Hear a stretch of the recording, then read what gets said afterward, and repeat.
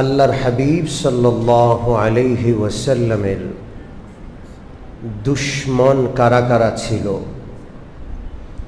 এবং পবিত্র কোরআনেও তাদের সম্পর্কে কি কি আলোচনা রয়েছে। কোনো একটা বিষয় জানা এবং বুঝার জন্য তার বিপরীত দিকটাকেও জানা লাগে, বুঝা লাগে। আলো চিনার জন্য অন্ধকার বুঝা লাগবে, হক বুঝার জন্য বাতিল চেনা লাগবে, গরমের বিষয়টা বুঝার জন্য ঠান্ডার অনুভূতি আসা লাগবে। ঠিক তদ্রূপ পেয়ারা নবী মুহাম্মদুর রাসূলুল্লাহ সাল্লাল্লাহু আলাইহি ওয়াসাল্লাম কোন পরিবেশে কি প্রকারের শত্রুতার মোকাবেলা করে তিনি দ্বীনি কাজ করেছেন সেটা বুঝার জন্য কারা কারা তার শত্রু ছিল, শত্রুদের আলোচনাও করা লাগবে। এবং শত্রুদের আলোচনা কোরআনে রয়েছে, শত্রুদের পরিচিতি খুদ আল্লাহর রাসূল সাল্লাল্লাহু আলাইহি ওয়াসাল্লামের সিরাত গ্রন্থগুলোতে রয়েছে। এই জন্য আবু জেহেলের আলোচনা করলে, আবু লাহাব, উতবা সাহেবার আলোচনা করলে কেউ যেন এই কথা মনে না করি যে আমরা তো রাসূলুল্লাহর জীবনী শুনতে বসেছি, আবু জেহেলের কথা কেন বলা হচ্ছে। আবু জাহেল আল্লাহ রসুলের সিরতের একটা অংশ, যে সে কত বড় দুশমন, কতটা কষ্ট দিয়েছে আমার প্রিয় নবীকে। সিরতের কিতাবে লেখে আল্লাহর হাবিব সাল্লাল্লাহু আলাইহি ওয়াসাল্লামের বিরোধিতা করার জন্য একটা কমিটি গঠন করা হলো মক্কায়। যেই কমিটির সদস্য সংখ্যা ছিল 21 থেকে 23 জন,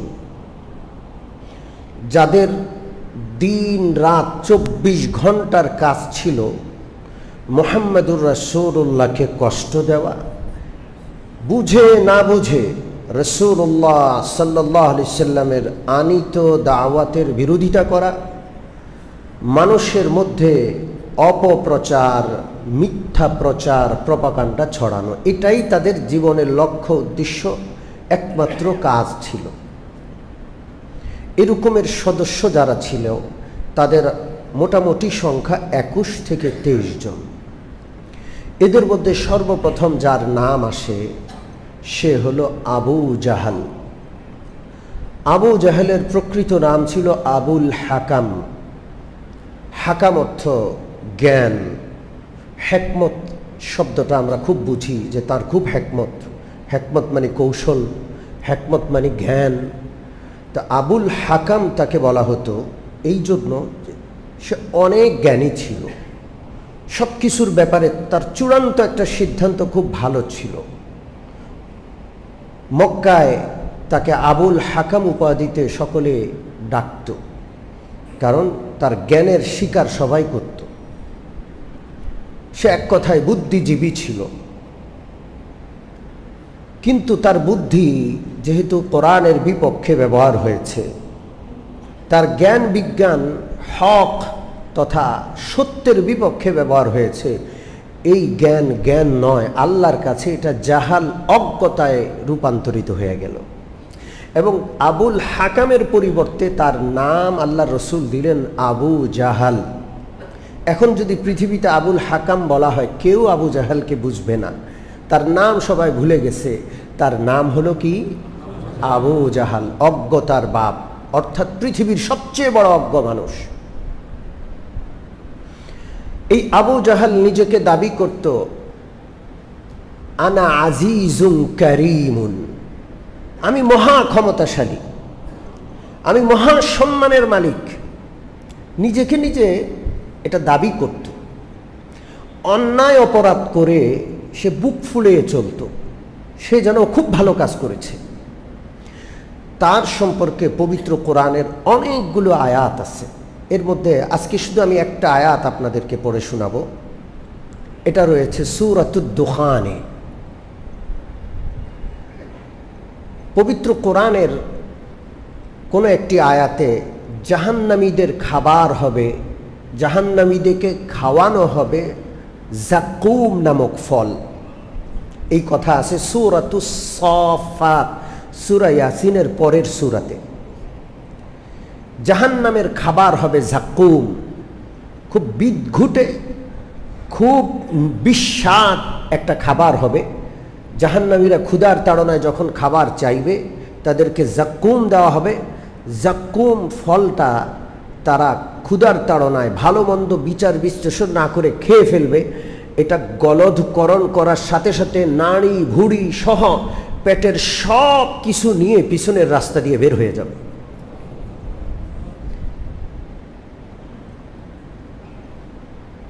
এই যাকুম গাছের বা যাকুম ফলের কথা যখন আলোচনা করা হলো, আবু জাহেল খুব ঠাট্টা মশকারি শুরু করলো। আবু জাহেল এক প্রকারের খাবার তৈরি করলো, মাখন দিয়ে, পনির দিয়ে, আবার আরো বিভিন্ন দ্রব্য দিয়ে সে খাবারটা তৈরি করে বলল যে এই সুস্বাদু খাবারটা হলো যাকুম খাবার, এটা আমরা দুনিয়াতেও খাবো। যদি মুহাম্মদুর রাসূলুল্লাহর কথা সত্য হয় আর আমাদেরকে পরকালে যেতেও হয়, তাহলে যাকুম খাইতে আমাদের কোনো অসুবিধা নেই। এই যে দেখো সুস্বাদু খাবার, মানে সকলের কাছে কোরআনে পাকের আয়াতটাকে সে ছোট করে ফেললো, খাটো করে ফেললো, গুরুত্বহীন করে ফেললো। তখন আল্লাহ তাআলা সূরাতুদ দুখানে তার সম্পর্কে আয়াত নাযিল করলেন, ইন্না শাজারাতাজ যাকুম তাআমুল আসীমি কাল মুহলি ইয়াগলি ফিল বুতুন। যাকুম ফল আবু জাহেল যে ব্যাখ্যা করেছে সেই ব্যাখ্যা নয়, সেই রকমের ফল নয়। তাআমুল আসীম, যারা অন্যায়কারী হবে, অপরাধী হবে, তাদের খাবার হবে জাহান্নামে। ইয়াগলি ফিল বুতুন, পেটে যাওয়ার সাথে সাথে পেটের সমস্ত বিষয়গুলোকে নিয়ে সে নাড়া দিবে।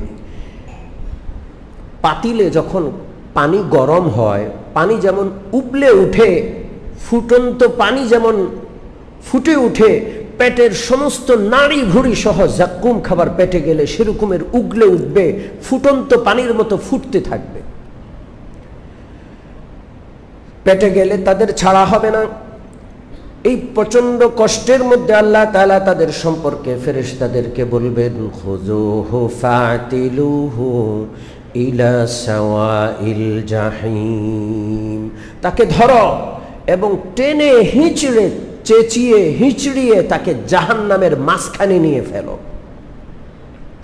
সুম্মা সুব্বু ফাওকা রাসিহি মিন আযাবিল হামিম যুক ইন্নাকা আনতাল আজিজুল কারীম। তার মাথায় জাহান্নামের ফুটন্ত গরম পানি ঢেলে দাও। ও আবু জাহাল, তোকে এই খাবার খাওয়ানো হবে এবং এই শাস্তি তোকে দেওয়া হবে।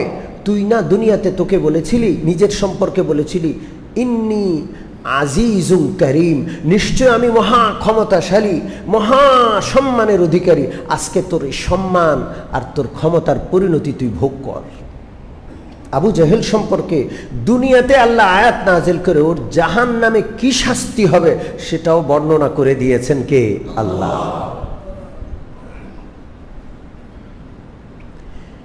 একবার বিশ্বনবী রাহমাতুল্লিল আলামিন নামাজ আদায় করছেন। আল্লাহ রসুলকে নামাজরত অবস্থায় দেখে আবু জাহেলের মেজাজ বড় খারাপ হয়ে যায়। সে অপেক্ষা করছে রসুল্লাহ নামাজ শেষ করলেন। রসুল্লাহকে ডেকে বলল, তুই আমার সামনে আর এইভাবে নামাজ আদায় করবি না, মাটিতে সেজদা করো, আমার দেখতে ভাল লাগে না। আমি যদি আরেকবার তোমাকে এইভাবে নামাজ পড়তে দেখি, তাহলে সেজদা অবস্থায় তোমার মাথা আমি পা দিয়ে মারিয়ে তোমার মাথাকে মাটির সাথে মিশিয়ে দিব। রাসূলুল্লাহকে আবু জাহেল এই কথা বলে, কত বড় দুষ্ট। আল্লাহ রসুল নামাজ আদায় করছেন, সে আবার আসলো, এসে দেখে রাসূলুল্লাহ নামাজ আদায় করছেন। তার মেজাজ খারাপ হয়ে গেল। সে তার ঘোষিত বিষয়টা চরিতার্থ করার জন্য রাসূলুল্লাহর কাছে আসলো। এসে আর রাসূলুল্লাহকে দেখতে পেল না, তার চোখ মুখ অন্ধকার হয়ে গেল। সে আগুন দেখতে পেল, সে দৌড়ে ওখান থেকে পালালো। লোকজন তাকে জিজ্ঞেস করলো, কি ব্যাপার? মুহাম্মদুর রাসূলুল্লাহর নিকটে তুমি গেলা, কি দেখে তুমি তাড়াতাড়ি করে পালিয়ে সেখান থেকে বাঁচলা? কি দেখলা? সে বলল, আমি দেখলাম বিশাল বড় একটা আগুন আমার দিকে ধেয়ে আসছে। সে আগুনের ভিতর থেকে উটের মাথার মতো করে একটা মাথা আমাকে গিলে খাওয়ার জন্য আসছে। আমি সেটা দেখে দৌড়ে আসলাম। আমার মনে হচ্ছিল আমি যদি সেখান থেকে না পালাইতাম, ওই আগুন আমাকে জ্বালিয়ে দিত, ভস্ম করে দিত। ওই মাথা, যেটার মাথা বের হচ্ছিল, ওটা আমাকে গিলে খেয়ে ফেলতো। আল্লাহ রাব্বুল আলামিন সেই সম্পর্কে পবিত্র সূরাতুল আলাক 30 নম্বর পারা সূরা ওয়া 3-এর পরের সূরা, আল্লাহ রাব্বুল আলামিন বলেন, আরাআইতাল্লাযী ইয়ানহা আবদান ইযা সাল্লা।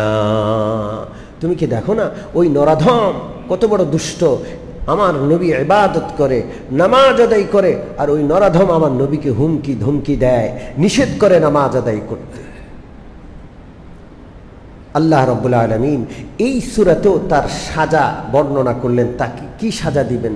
লানাসফা'আম বিন-নাসিয়া নাসিয়াতিন কাযিবাতিন খাতিআ ফালইয়াদউ নাদিয়াহু সানাদউজ জাবানিয়া। আল্লাহ বলেন, সে বলে না সে বড় শক্তিশালী, তার সমস্ত দলবল নিয়ে সে আসুক, আমি আল্লাহ আমার ক্ষমতা দেখাবো, তার মাথার চুল ধরে টেনে হেঁচড়ে আমার ফেরেশতারা তাকে আগুনে নিক্ষেপ করবে। আবু জাহেল যে জাহান্নামী হবে, এটা পবিত্র কোরআনের আয়াত আবু জেহেল জীবিত থাকতে নাজিল করে। ও যে ঈমান আনবে না, ও যে চির জাহান্নামী হবে, এটা আল্লাহ বর্ণনা করে দিয়েছেন। সম্মানিত মুসল্লিয়ানে কেরাম, এই আবু জেহেলের মৃত্যু বড় মারাত্মক কঠিন হয়েছিল, সেটা আমরা আলোচনা করব বদরের যুদ্ধের আলোচনায়। বদরের যুদ্ধে সে মারা গেল, কঠিনভাবে তার মৃত্যু হলো। তার মৃত্যু, তার পরিণতিটা কি ঘটলো, সেটা আমরা ইনশাআল্লাহ সেখানে আলোচনা করব। আজকে শুধু আল্লাহর রসুলের একজন কঠিনতম দুশমন আবু জাহেল, সে চির জাহান্নামী হবে, এই ব্যাপারে পবিত্র কোরআনের আয়াত আপনাদেরকে শুনাইলাম। দ্বিতীয় আরেকজন রাসূলুল্লাহর দুশমন, তার নাম উমাইয়া ইবনে খালফ। কার নাম? তার নাম কি? উমাইয়া ইবনে খালফ। রাসূলুল্লাহ সাল্লাল্লাহু আলাইহি ওয়াসাল্লামকে সে বলল যে, মুহাম্মদ, আমি তোমাকে হত্যা করব, এবং তোমাকে হত্যা করার জন্য আমি একটা খুব দামি তরবারি কিনে নিয়ে এসেছি, যেটা এই দেশি না, বিদেশি তরবারি, এবং বিষ মিশ্রিত করে আমি সেটাকে প্রতিদিন ধার দেই। আমি নিজ হাতে তোমাকে হত্যা করব। কত বড় দুষ্ট! বিশ্বনবী রাহমাতুল লিল আলামিন উমাইয়া ইবনে খালফকে বললেন, উমাইয়া, তুই আমাকে হত্যা করতে পারবি না। ইনশাআল্লাহ আল্লাহর প্রতি আস্থা রেখে আমি বলছি, আমি তোকে হত্যা করব। মুহাম্মদুর রাসূলুল্লাহ তাকে হত্যা করবেন। আল্লাহ রসুল তাকে হত্যা করেছেন। কিভাবে করেছেন সেটা আসবে আলোচনা উহুদের যুদ্ধে। কোন যুদ্ধের? সেটা বলবো ইনশাআল্লাহ। তবে তার সম্পর্কে কোরআন কি বলে? এই নরাধম খুব বেশি বদজবান ছিল। বদজবান শব্দটা ফার্সি, কর্কশ ভাষী এবং কঠিন ভাষী। কিছু মানুষ আছে আমাদের সমাজে যাদের কথায় শুধু মানুষ কষ্ট পায়, সামনেও বড় কর্কশ ভাষী, মানুষকে আঘাত দিয়ে কথা বলে, পিছনেও তো বলে খুব আঘাত দিয়ে কথা। এরকম মানুষ দুই চারটা আছে না? নাই? আছে। এই জন্য আল্লাহ রসুল সাল্লাল্লাহু আলাইহি ওয়াসাল্লামের একটা হাদিস আছে যে, জাহান্নামী কারা আমি কি তোমাদের বলবো? সাহাবারা বললেন, ইয়া রাসূলুল্লাহ, অবশ্যই বলুন, জাহান্নামী কারা? বিশ্বনবী বলেন, কুল্লু জাওয়াজিন মুস্তাকবিরিন, প্রত্যেক কর্কশভাষী, অহংকারী, এরা হলো জাহান্নামী। পৃথিবীতে কেউ যদি কর্কশভাষী হয়, খাড়ার উপর মানুষকে অপমান করে দেয়, খাড়ার উপরে বেইজ্জত করে ফেলে, এরকমের মানুষগুলো জাহান্নামী। কঠিন হৃদয় মানুষকে, আবার অহংকারী, এই লোকগুলো জাহান্নামী। বিশ্বনবী বলেন, আলা আদুল্লুকুম আলা আহলিল জান্নাহ, তোমাদেরকে কি আমি বলবো না জান্নাতি কারা? সাহাবারা বললেন, ইয়া রাসূলুল্লাহ, অবশ্যই জান্নাতি কারা বলেন? রাসূলুল্লাহ বললেন, কুল্লু যায়িফিন মুতাযাআফিন লাউ আকসামা আলাল্লাহি লাআবাররাহু। জান্নাতি তারা যারা খুব দুর্বল হয়ে চলে, তারা তাদের কোনো ক্ষমতা প্রদর্শন করে না, পয়সা আছে টাকা আছে দেখায় না, ক্ষমতা আছে ক্ষমতার পরিচয় দেয় না, একজন সাধারণ মানুষ হিসাবে সমাজে বসবাস করে। মুতাযাআফিন, তারা নিজেরা দুর্বল সাজে, মানুষ তাদেরকে দুর্বল মনে করে। লাউ আকসামা আলাল্লাহি লাআবাররাহু, অথচ আল্লাহর সাথে তাদের এত সম্পর্ক, তারা যদি আল্লাহর কাছে কোনো বিষয়ে দাবি করে বসে, আল্লাহর সাথে সাথে তাদের দোয়া কবুল করে তাদের দাবি, তাদের চাওয়াটা পূর্ণ করে দেন। আমরা দুর্বল হব ইনশাআল্লাহ, বলেন। আমরা সমাজে অহংকার দেখাবো না, কর্কশভাষী হব না, ঠিক আছে না? ইনশাআল্লাহ জান্নাতি হওয়া লাগবে, জাহান্নামে আমরা যেতে পারবো না। উমাইয়া ইবনে খালফ মারাত্মক রকমের কর্কশভাষী ছিল, সামনেও মানুষের সমালোচনা করে মানুষকে অপমান করে ছাড়তো, আর পিছনেও তো পরনিন্দা করতই, তার কাজে যেন এটা। সে নিজের কোনো বিষয় নিয়ে চিন্তা করে না, তার সারা দিনের 24 ঘন্টা চিন্তা আরেকজন রেলয়া, ও কি করছে, এই কি করছে, সরকার কি করছে, ওই অমুক নেতা কি করছে, সব খারাপ, শুধু ভালো একজন, সে হলো উনি। এরকমের মানুষ আছে না নাই? উমাইয়া ইবনে খালফ এরকম ছিল, আর প্রচন্ড কৃপণ। কিছু সমাজে এরকমের মানুষ আছে, প্রচন্ড কৃপণ, আর সারাদিন নিজের ফুটানি ফুটায়, আমি অমুক জায়গায় এত টাকা দিয়েছি, অমুক মসজিদের সভাপতি, আমি মসজিদ করে দিয়েছি, মাদ্রাসা করে দিয়েছি, এতগুলো এতিম আছে, এতিমখানা আমার, আমি চালাই, সব কিছু বলে, তো জীবনেও দেখবেন না একটা টাকা দান করে। এরকমের আছে না নাই? উমাইয়া ইবনে খালফ ছিল এই মার্কা, বড় কৃপণ আর বড় বড় বাহাদুরি ঝাড়ত, কিন্তু কৃপণতা এমন পর্যায়ে প্রত্যেক দিন বসে বসে খালি টাকা গুনত। প্রত্যেক দিন বসে বসে কি গুনত? টাকা আছে, কিন্তু গুনতে ভাল লাগে, নিজের হিসাবটা রাখতে ভাল লাগে। অমুক ব্যাংকে কত আছে, অমুকের কাছে কত আছে, অমুক ব্যবসায় কত আছে, মানে সংখ্যাটা গনে গনে সে খুব ফুলে ফেঁপে খুব খুশি হয়। এরকমের মানুষ আছে না নাই? আল্লাহ তাআলা এই দুষ্ট আল্লাহ রসুলের শত্রু উমাইয়া ইবনে খালফ সম্পর্কে কোরআনের ছোট্ট একটি সূরা, সূরা আলাম তারার আগের সূরা, সূরাতুল হুমাজা, এই সূরাটা নাযিল করেন।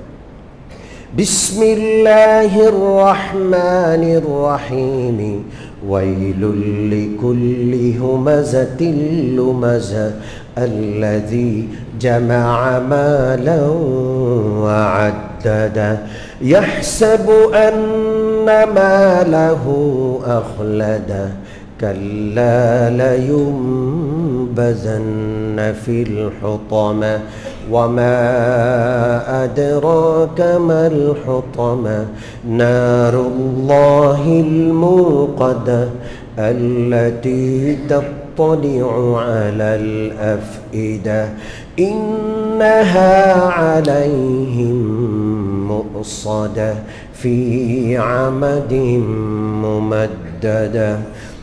আল্লাহ বলেন, ধ্বংস ওই সমস্ত লোকদের জন্য, হুমাজা লুমাজা, যারা হুমাজা অর্থ যারা সামনে সমালোচনা করে, মানুষের সামনে মুখের উপর মানুষকে অপমান করে ছাড়ে, মানুষের মান সম্মান ধূলিসাৎ করে দেয়, এদেরকে হুমাজা বলা হয়।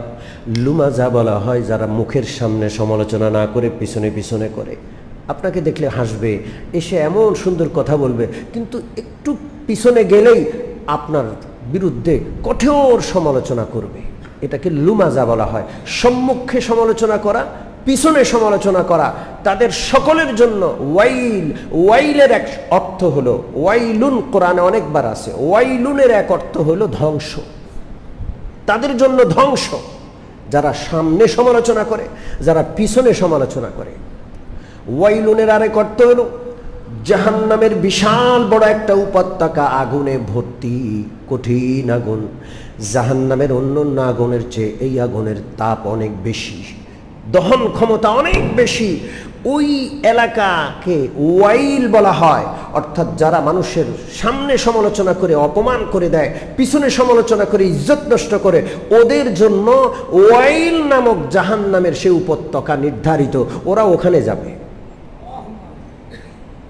আল্লাযী জামাআ মালান ওয়া আদ্দাদা, এই ওয়াইল নামক জাহান্নামের উপত্যকাটা আরেক ব্যক্তির জন্য। আল্লাযী জামাআ মালান ওয়া আদ্দাদা, যে শুধু সম্পদ জমা করে আর খালি গণে তার কত টাকা আছে, ব্যাংক ব্যালেন্স কত আছে, সে এত টাকার মালিক, এতটা বাড়ির মালিক, এতটা গাড়ির মালিক, এগুলো বলে, এগুলো গনে গনে সে খুশি হয়, আনন্দিত হয়। বলেন মরলে এগুলো কোনোটা তার সাথে যাবে?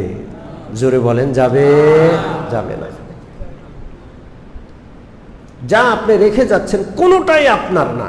যেটা আপনি ভোগ করছেন, খাওয়া পরা, সেটার মাধ্যমে ভোগ করছেন, সেটা আপনার, অথবা আল্লাহর পথে খরচ করছিলেন সেটা আপনার। যেগুলো গনে গনে রাখছেন একটাও আপনার না। দুটো চোখ বন্ধ হবে, সব অন্যরা ভাগ বটোয়ারা করে নিয়ে যাবে, কিচ্ছুই আপনার না। এই জন্য এই আয়াতের ব্যাখ্যায় লেখে, হারাম তো হারাম, ওই হালাল সম্পদের মোহাব্বত হওয়া এটাও অপছন্দনীয়। হালাল সম্পদের প্রতি বেশি মোহ হওয়া এটাও অপছন্দনীয়। দুনিয়ার প্রতি মোহ এটা প্রচণ্ড অপছন্দনীয়, ঘৃণিত একটা কাজ। হালালের প্রতিও মোহ না হওয়া উচিত। আমি শুধু একটা ছোট্ট ঘটনা আপনাদেরকে শোনাবো বুঝার জন্য। হিশাম ইবনে আব্দুল মালিক একজন বাদশাহ ছিলেন, অনেক বড় বাদশাহ, উমাইয়ার বাদশাহ। সেই সময় হযরত সালেম রাদিয়াল্লাহু রাহমাতুল্লাহ আলাইহি, তিনি অনেক বড় আলেম ছিলেন, মদিনার বহু বড় ফকিহ ছিলেন, ইসলামী আইন বিশারদ ছিলেন। হজে আসছেন, হজে পবিত্র মক্কা নগরীতে কাবা ঘরের তাওয়াফ করছেন হযরত সালেম। সেই সময়কার বাদশাদের অন্তরে আল্লাহওয়ালাদের মহাব্বত, আলেমদের শ্রদ্ধা ছিল। এখন তো যারা টাকা পয়সার মালিক আল্লাহওয়ালাদেরকে বোকা মনে করে, আলেমদেরকে বোঝা মনে করে, পৃথিবীর বোঝা এটা মনে করে। সেই সময়টা এমন ছিল না। আলেমদের মহাব্বত, আল্লাহওয়ালাদের শ্রদ্ধা বাদশাদের অন্তরেও ছিল। হযরত সালেম রাহমাতুল্লাহ আলাইহি কাবা ঘরের তাওয়াফ করছেন। হিশাম ইবনে আব্দুল মালিক দূর থেকে লক্ষ্য করলেন আল্লাহওয়ালা তাওয়াফ করছে। বাদশাহ হিশাম ইবনে আব্দুল মালিক তাড়াতাড়ি করে একটু জোর কদমে হেঁটে গিয়ে আল্লাহওয়ালার পাশ দিয়ে দাঁড়ায়া দাঁড়ায়া আল্লাহওয়ালার পাশ দিয়ে হেঁটে হেঁটে তাওয়াফ করছেন। আল্লাহওয়ালার পাশে গিয়ে আমরা অনেক সময় তাওয়াফ করা অবস্থায় পরিচিত একটা মানুষকে দেখলে একটু জোরে হেঁটে তার পাশে যাই। তাওয়াফ এটা হাঁটার ইবাদত। কিসের ইবাদত? আল্লাহর ঘরের চতুর্পাশে হাঁটতে থাকা, প্রদক্ষিণ করা, ঘুরতে থাকা। 7 চক্কর দিলে কয় তাওয়াফ হয়? জোরে বলেন কয় তাওয়াফ? আল্লাহ যেন যারা কাবা ঘরে যেতে পারি নাই সকলকে আল্লাহ যেন কাবার মেহমান হওয়ার তৌফিক দান করেন। হিশাম ইবনে আব্দুল মালিক হযরত সালেম রাহমাতুল্লাহ আলাইহিকে দূর থেকে দেখে একটু জোর কদমে হেঁটে তার পাশ দিয়ে তাওয়াফ করছেন। তাকায় দেখলেন হিশামের কোনো খবর নাই, চোখ বন্ধ করে তিনি হাঁটছেন, আল্লাহর কাছে দোয়া করছেন। এই অবস্থায় বাদশা চিন্তা করলেন আমার তো খুব সময় নাই, আমার তাওয়াফ শেষ হয়ে আসছে। তিনি আস্তে করে সালাম দিলেন, আসসালামু আলাইকুম। হযরত সালেম চোখ খুললেন, একটু দোয়ায় ব্যাঘাত ঘটল। তিনি তাকায় দেখলেন তার পাশে বাদশাহ। বাদশাহ বললেন, আসসালামু আলাইকুম হুজুর, আমার নাম হিশাম ইবনে আব্দুল মালিক, আমিও হজে আসছি, আপনার সাক্ষাৎ পেয়ে আমি ধন্য। খুব দামি মুহূর্ত, আপনি কাবা ঘরের পাশে তাওয়াফ করছেন।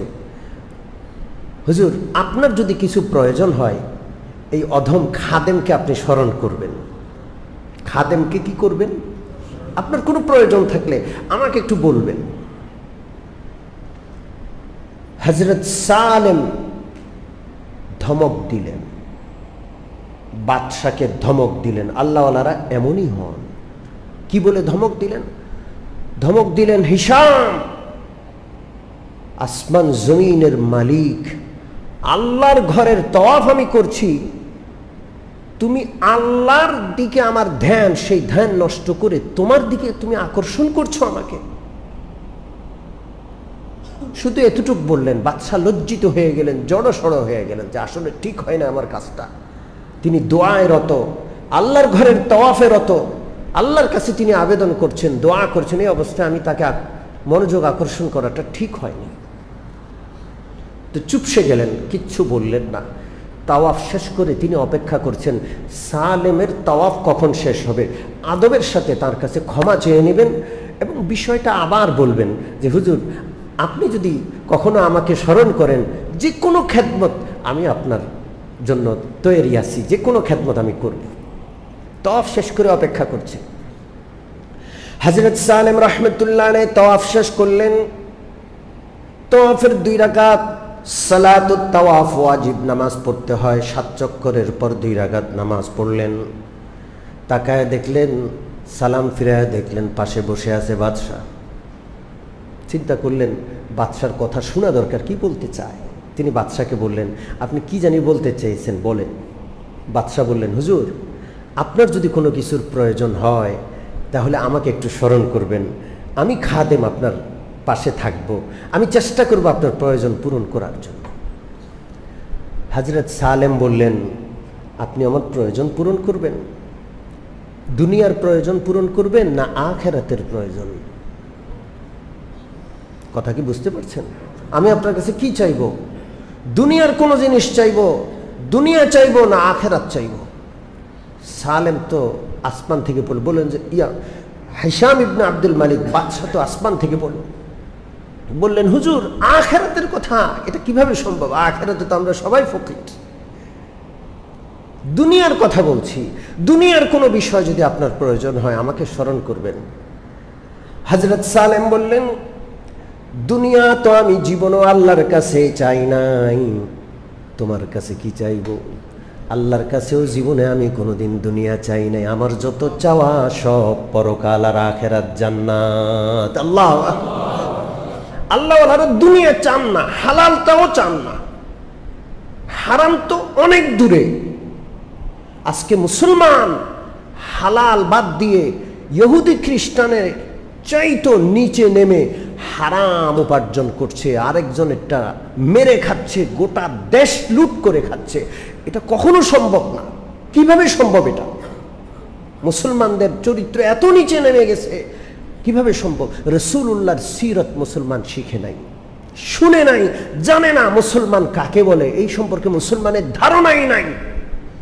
এই জন্য মুসলমান এত নিচে নেমে গেছে। না হয় মুসলমান তো এমন ছিল, তারা হালাল থেকেও দূরে থাকতো, দুনিয়া থেকে দূরে থাকতো, হারাম তো দূরের কথা, তাদের চাওয়া পাওয়া ছিল আখিরাত কেন্দ্রিক। আমি কোন আলোচনায় ছিলাম? পবিত্র কোরআনের এই আয়াত নিয়ে আল্লাহ তাআলা ওদের নিন্দা করছেন, আল্লাযী জামাআ মালান ওয়া আদ্দাদা। ওই সমস্ত লোকদের জন্য ওয়াইল নামক জাহান্নাম, যারা সম্পদ জমা করে এবং শুধু গণে। হারাম সম্পদের তো কোনো কথাই নাই, হালাল সম্পদেরও মায়া বেশি হওয়া, মোহ বেশি হওয়া, এটা কখনো ঠিক না, পছন্দনীয় না। আল্লাহর কাছে দোয়া করতে হবে, আল্লাহ আপনি আমাকে দুনিয়ার মহব্বত দিয়েন না, আমার অন্তরটা পরকালের মহব্বত দিয়ে ভরপুর করে দেন। আপনার মহব্বত, আপনার নবীর মহব্বত, আপনার কালামের মহব্বত দিয়ে আমার অন্তরটা ভরপুর করে দেন, দুনিয়ার মহব্বত দিয়েন না। আমিন বলুন। প্রয়োজন হিসাবে থাকার জায়গা দরকার, অনেক সময় বাড়ি দরকার হয়, অনেক সময় গাড়ি দরকার হয়, এটা প্রয়োজন হিসাবে, কিন্তু মহব্বত যেন অন্তরে কার থাকে? আল্লাহ। ইয়াহসাবু আন্না মালাহু আখলাদা। উমাইয়া ইবনে খালফ সম্পর্কে আল্লাহ বলেন, ইয়াহসাবু আন্না মালাহু আখলাদা, তার সম্পদ বেশি, টাকা পয়সা বেশি, প্রতিদিন গণে, দুনিয়ার মোহ তাকে এই পর্যায়ে নিয়ে গেছে। তার দুনিয়াটা যেন এমন মা লাহু আখলাদা, তার দুনিয়াটা যেন তাকে চিরকাল তাকে জীবিত রাখবে। এমনভাবে সে বাড়ি গাড়ি টাকা পয়সা ব্যবসা বাণিজ্য নিয়ে সন্তুষ্ট হয়ে আছে যেন সে চিরকাল এখানে থাকবে, কোনো দিন সে মরবে না, কোনো দিন তার পরকালে যেতে হবে না। এই অবস্থাটা আমাদের আছে না নাই? মোহ এতটা, আমরা এত বেশি মোহগ্রস্ত হয়ে গেছি, আমার যে মরতে হবে, আমাকে যে চোখ বন্ধ করে চলে যেতে হবে, সব ছেড়ে খালি হাতে যেতে হবে, ভুলেই গেছি। এটা উমাইয়া ইবনে খালফের অবস্থা ছিল। এরপর আল্লাহ রাব্বুল আলামিন বলেন, কাল্লা লায়ুমবাযান্না ফিল হুতামাতি ওয়া মা আদরাকা মাল হুতামা। কখনো নয়, চিরকাল এই দুনিয়াতে কোনো সম্পদশালী ক্ষমতাওয়ালা থাকতে পারে নাই, পারবে না। লায়ুমবাযান্না ফিল হুতামা, তাকে হুতামা নামক জাহান্নামে নিক্ষেপ করা হবে। ওয়া মা আদরাকা মাল হুতামা, আল্লাহ বলছেন তোমরা কি জানো হুতামা নামক জাহান্নাম কোনটা? নারুল্লাহিল মুকাদাতুল্লাতী তাত্তালিউ আলাল আফইদা।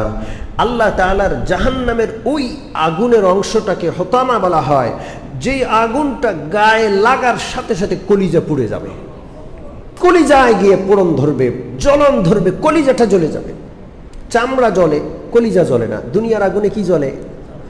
যেখানে আগুন লাগছে সেখানে জ্বলে। আগুন লাগছে আঙ্গুলের মাথায়, কান নাক চেহারা জ্বলবে না। কিন্তু জাহান্নামের হুতামা নামক আগুন এত কঠিন, যেখানেই লাগে কলিজাটা জ্বলে যাবে সাথে সাথেই, কলিজায় গিয়া দগ্ধ হবে। ইন্নাহা আলাইহিম মুসাদাতুন ফি আমাদিন